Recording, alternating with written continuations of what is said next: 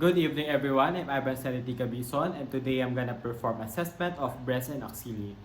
And before that, I'm gonna 360 the video.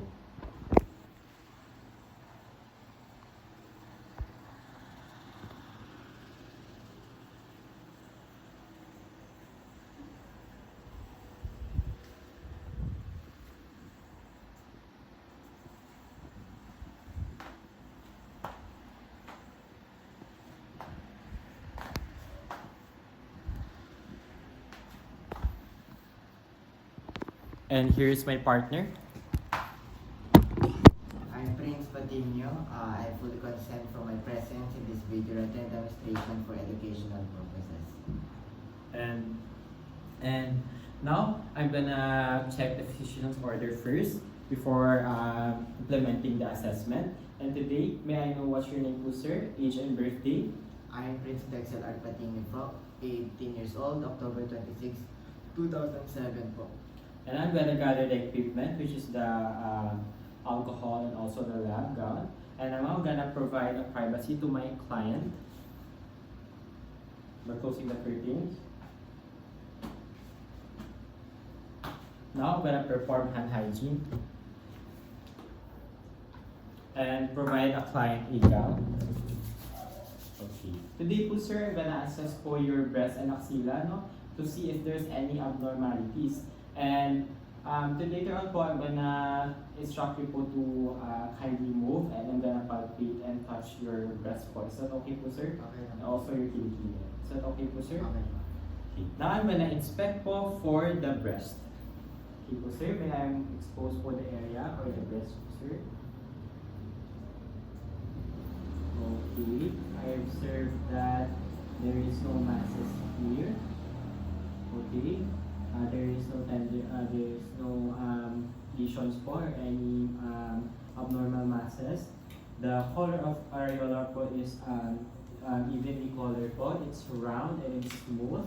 And also, I'm gonna note po for the nipple. The nipple po is dark brown po, which is normal naman po. It depends sa patients po, no? And also for the symmetrical naman po ang ating breast, there is no asymmetrical. And also, I don't see anything that for the venous pattern po, no? There is a visible veins po, but it's not like abnormal veins po, like protruding veins po, or yung parang namamaga yung veins natin, no? And now, can you stand up to, sir? And now, I'm gonna, can we do this po, sir? Okay, now push this po for attraction and tweaking. And now, can we move closer? Like this po, dahan-dahan, upward. Okay, symmetrical naman po yung movement. There is no indication po ng masses. No? Sit down po, sir. Now, I'm gonna palpate po for the breast. So, okay, sir, I'm gonna palpate lang po sila. Okay, it's smooth and it's elastic. Check the temperature. Okay, temperature po is warm. Also for the other side, it's warm naman po, no? Okay, very good. Sir, it's smooth naman, it's elastic. There is no masses.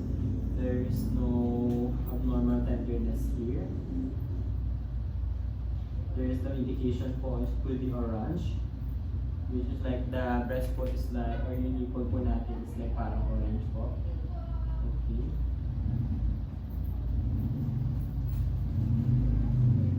Very good, sir.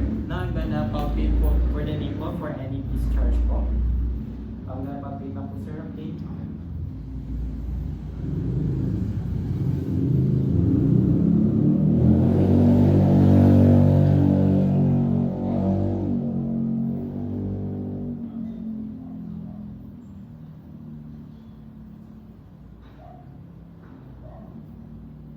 Okay, very good. There is no discharge naman po.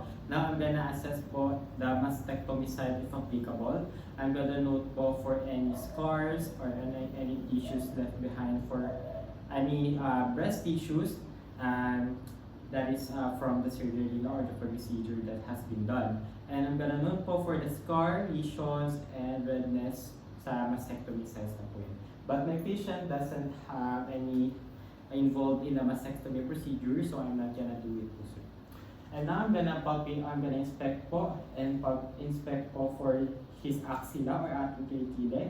Sir, can we inspect po?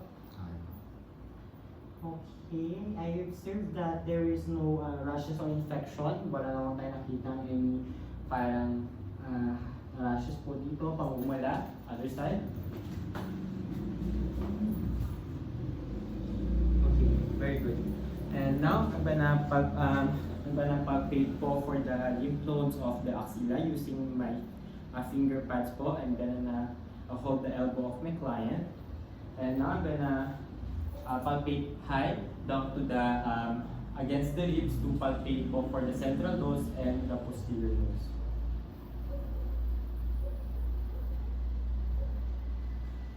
Do you feel anything po, sir? Very good. Okay, there is no palpable lymph nodes, which indicates po that his lymph nodes po isn't inflamed. How about this, sir? Do you feel any pain? Wala po. Very good. Okay, I don't know, sir, there is no inflamed lymph nodes here. Now I'm gonna do the manual palpation to feel the anterior axillary lymph nodes po. Do you feel any pain po, sir? Wala po. Okay, other side. Do you feel anything po, sir? Wala po. Okay, very good. Now I'm gonna palpate po for the inner aspect of the upper arm of my client. Do you feel anything po, sir? Wala po nararamdaman sakit? Wala naman po. We observe that my client is lymph node is not inflamed, which is normal, which is very good po, sir. How about this one po, sir? Wala naman po. Okay, very good. Now, I'm gonna document the findings or the prominent data and wash my hands po. And thank you, sir, for participating in this assessment. And that's all po. Thank you.